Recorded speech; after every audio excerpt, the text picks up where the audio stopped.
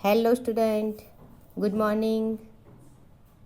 આજે આપણો unit 2 standard 6માં unit 2 જેનું નામ છે અ શીપ કેન વોક.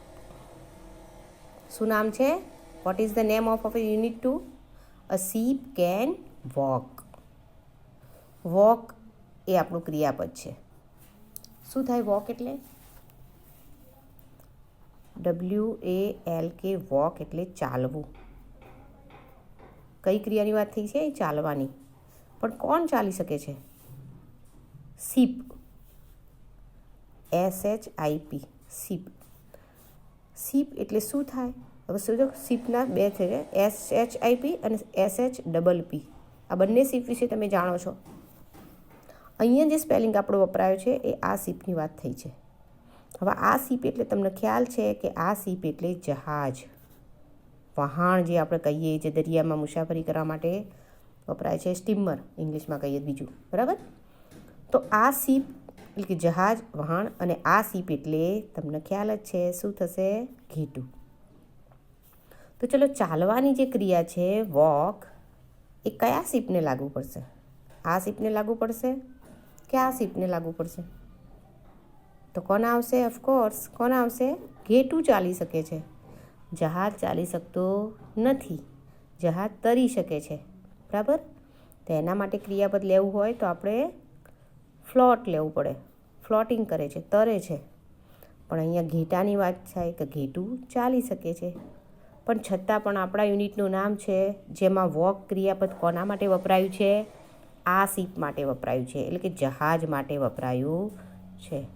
તો એવું કયું જહાજ છે, એવું કયું શીપ છે જે ચાલી શકે છે? તે તો આપણે આપણી સ્ટોરીની અંદર થોડું ડીપમાં સમજીશું. આપણા યુનિટની સ્ટોરી જોઈશું એટલે તમને ખ્યાલ આવશે, બરાબર? કે એનું નામ અહીંયા આ શીપનું સ્પેલિંગ મૂકવાનું કારણ શું? તે તો આપણે આગળ જ્યારે સ્ટોરી સમજીશું એટલે તમને ખ્યાલ આવી જશે. એના પહેલાં આજે આપણે એક્ટિવિટી 1 જોવાની છે. સરસ મજાની રાઈમ આપી છે આપણી. Work in group, recite and sing.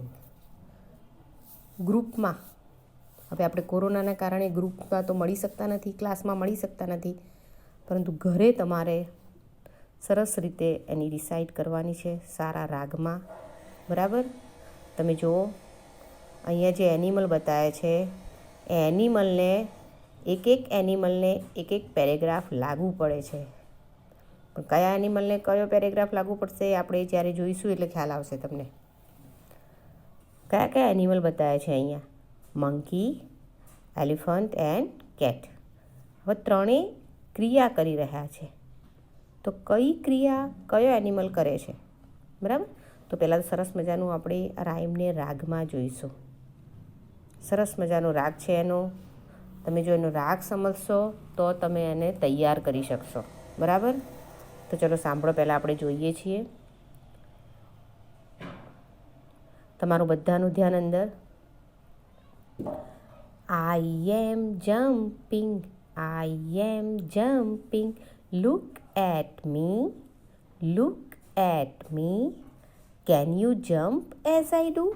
Can you jump as I do? Yes I can, yes I can. હવે તમે જુઓ, દરેક લીટી મેં ડબલ વાર, બે વાર ગાઈ છે, કારણ કે તમે એનું પ્રોનાઉન્સિએશન જુઓ. દરેક શબ્દનો મેં ઉચ્ચાર શું કર્યો છે એ તમારે જાણવાનું છે, બરાબર? અને એ જ રીતે ઉચ્ચાર કરીને તમારે ગાવાનું છે. શું છે? I am jumping, I am jumping, look at me. Can you jump as I do? Yes I can, yes I can. Jumping કઈ ક્રિયાની વાત થઈ છે અહીંયા? જમ્પ, જમ્પ એટલે કૂદકો મારવો. અને જમ્પિંગ કોણ બોલે છે આ ત્રણમાંથી કે હું કૂદકા મારી રહ્યો છું? તો કૂદકા કોણ મારી રહ્યો છે? મંકી. તો મંકી ગાય છે આ.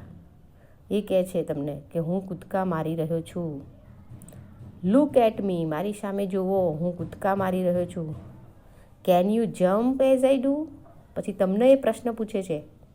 ધોરણ 6ના સ્ટુડન્ટને પ્રશ્ન કરે છે આ મંકી કે can you jump as I do? જેવા કૂદકા હું મારી શકું છું એવા તમે મારી શકો છો? તો ચલો, તમે આવા કૂદકા મારી શકો છો? હા. તો આપણે જવાબ આપીએ છીએ yes I can, yes I can. હા, અમે પણ મારી શકીએ છીએ. એ પછી આગળ બીજો પેરેગ્રાફ કોણ ગાય છે? I am dancing, I am dancing, look at me, can you dance as I do?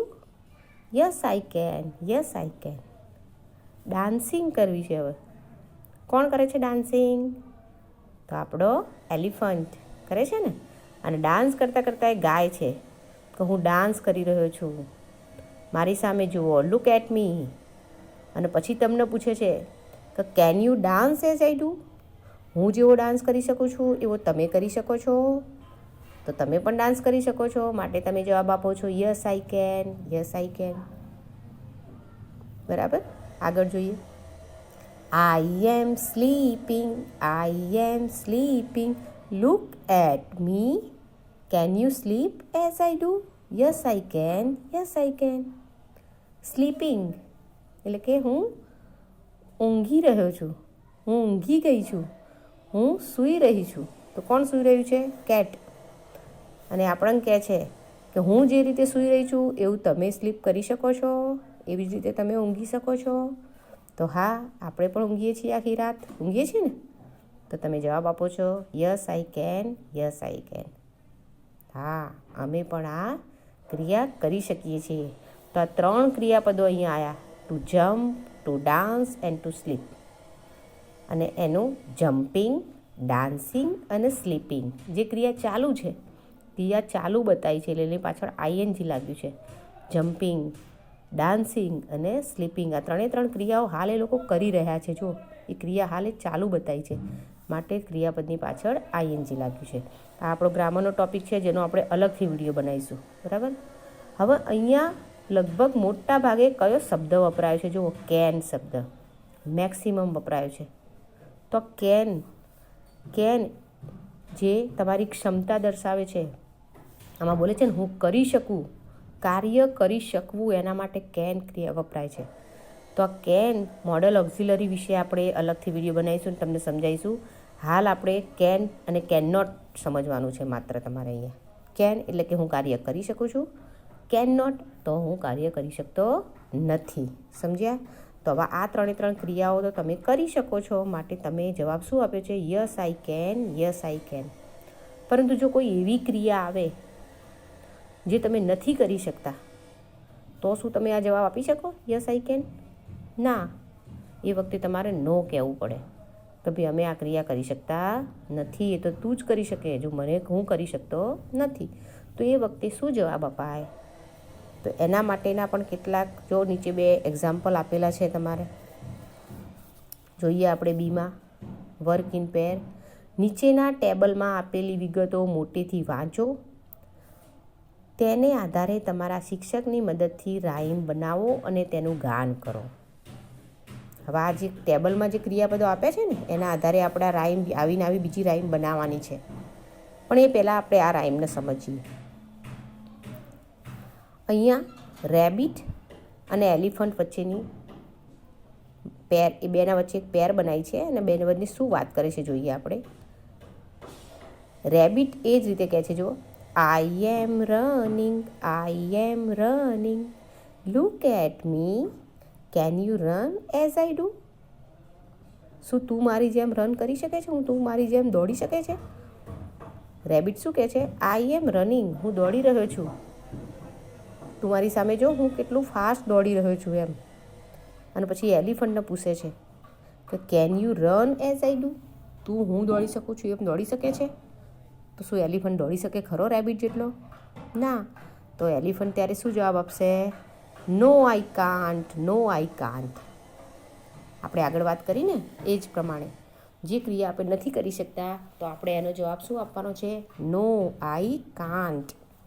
નો તો મૂકવાનું છે, પણ કેનની જોડે બીજું કેન પછી પ્લસ નોટ લાગશે. જ્યારે આપણે યસ મૂકતા હોય, વાયસ યસ કહેતા હોય તો યસ આઈ કેન, હા હું કાર્ય કરી શકું છું.